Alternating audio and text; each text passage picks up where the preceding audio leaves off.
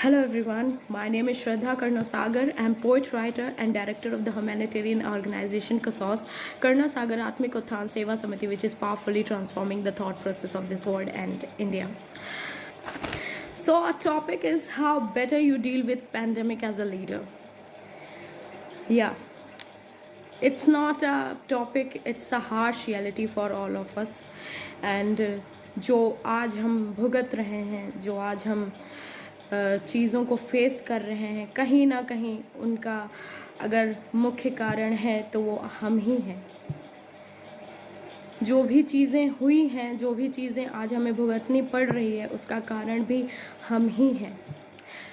पहली बात, as a leader हमें सोचने की आवश्यकता है कि अगर कोई बीमारी हिट कर रही है, अगर कोई चीज़ ऐसी आ रही है, अगर हमें किसी परेशानी को काटना है तो हमें उसकी जड़ तक जाना बेहद आवश्यक है कि कहाँ से आई है, क्यों आई है, किस लिए आई है और इसका जन्म कहाँ से हुआ है, ये इसका सोर्स कहाँ पर है।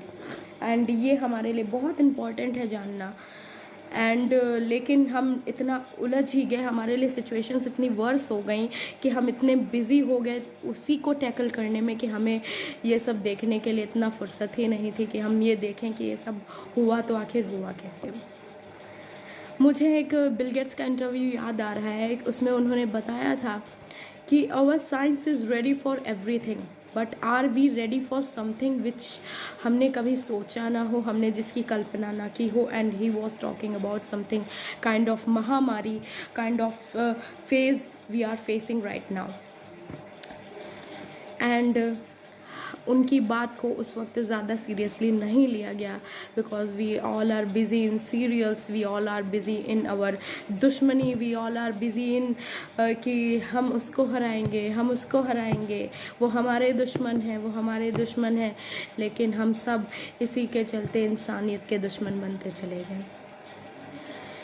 Atom bombs, hydrogen bombs, missiles, weapons, इसमें हम इतना उलझ गए कि हमें ये पता नहीं चला कि अगर जिस इंसानियत की रक्षा के लिए हमने ये वेपन्स तैयार किए हैं, यही वेपन्स और यही साइंस की जो एक प्रगति है वो हमारे लिए आगे चल के कितना बड़ा विनाश का कारण ला सकती है, हमने ये सोचा ही नहीं। Precautions is always better than cure. Always remember, precautions is always better than cure.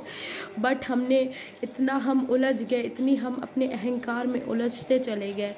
मुझे नहीं लगता कि एज अ लीडर आप एक अहंकारी मनुष्य की तरह सोच सकते हैं। एज अ लीडर आपको केवल अपने कंट्री के विषय में नहीं सोचना है, एज अ लीडर आपको इस पूरे विश्व के विषय में सोचना पड़ता है कि कहीं मेरी एक गलती की वजह से या कहीं मेरे एक रॉन्ग डिसीज़न की वजह से हमारे पूरे विश्व को कोई ऐसी चीज़ ना भुगतनी पड़ जाए जो कहीं ना कहीं हमारे लिए परेशानी का सबब बन जाए।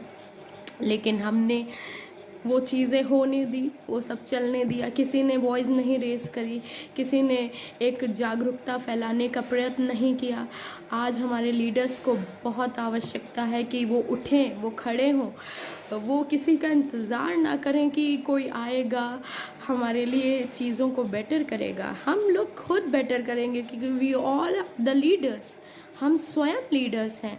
कोई लीडरशिप ऐसी नहीं आएगी जो हम किसी का वेट करें कि आए और सिचुएशंस को वर्स होने से बचाए। हम खुद अपने लीडर्स हैं, हमें खुद अपना स्टैंड लेना पड़ेगा as a leader, as a country, as a human.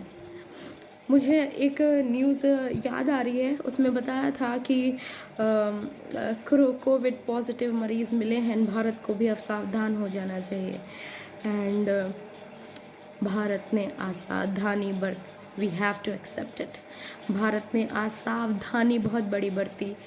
As a leader आपको एक चीज़ बहुत कायदे से पता होनी चाहिए कि जब आप किसी पद पर बैठे होते हैं तो आपको जितना भी विश होता है की नज़र उस हर एक विश्व की खबर पर होनी चाहिए कि कोई ऐसी चीज़ तो नहीं आ रही है जिसकी मुझे खबर ना हो, या कोई चीज़ ऐसी तो नहीं आ रही है जो हमारे लिए या हमारी कंट्री के लिए या हमारे विश्व के लिए एक बड़ा सबक बन सकती हो। और हमारी सबसे बड़ी चीज़ यही है, हमारी सबसे बड़ी कमज़ोरी यही है कि we are defender, we are not a attacker. We defend, we don't attack, and that is our biggest problem. कोई चीज़ आने से पहले ही अगर हम उसके लिए तैयार हो जाएं तो सिचुएशन शायद इतनी वर्स ना होती जो आज हो रही हैं, लेकिन हमने वो तैयारी नहीं की and we are defending right now, and we are playing a defender role, and that is our loophole, our biggest loophole. Secondly, as a leader मैं कैसे इसको टैकल करना चाहूँगी। ऑफ कोर्स अनुशासन बहुत ज़रूरी होता है किसी कंट्री को चलाने के लिए, लेकिन जो हमारी जनता ने अनुशासनहीनता बरती है, और आपकी एक अनुशासनहीनता ना जाने कितने परिवारों का, ना जाने कितने मतलब परिवारों की रोटी छीन सकती है, ना जाने कितनी परिवारों के लिए एक बहुत बड़ा एक दुख का सबक बन सकती है।